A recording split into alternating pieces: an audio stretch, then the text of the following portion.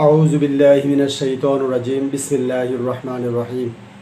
সম্মানিত শ্রোতাবিন্দু, আমি এখন হজের রমল নিয়ে আলোচনা করব। রমল আরবি শব্দ, এর বহু অর্থ হতে পারে। রমলের এক অর্থ হইল বালু, অর্থাৎ মরুভূমির বালু কামান। রমলের আরেক অর্থ হইল ঘন ঘন পা ফেলে বীরত্ব সহকারে চলা। রমলের আরেক অর্থ হইল দু বাহু একটু উঁচু করে হেলে ধুলে বীরত্ব প্রকাশ করে চলা।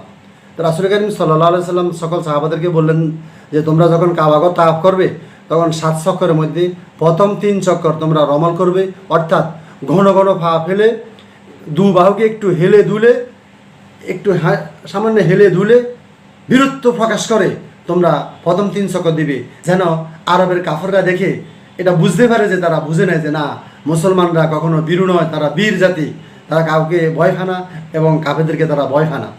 অনেক মানুষ এটা জানে না রমল করাটা কি। আমি কয়েকজন হাজি সাহেবদেরকে জিজ্ঞেস করলাম যে আপনারা কি রমল করছেন? হুজুর আমরা তো রমল করি না, রমল সেটা কি?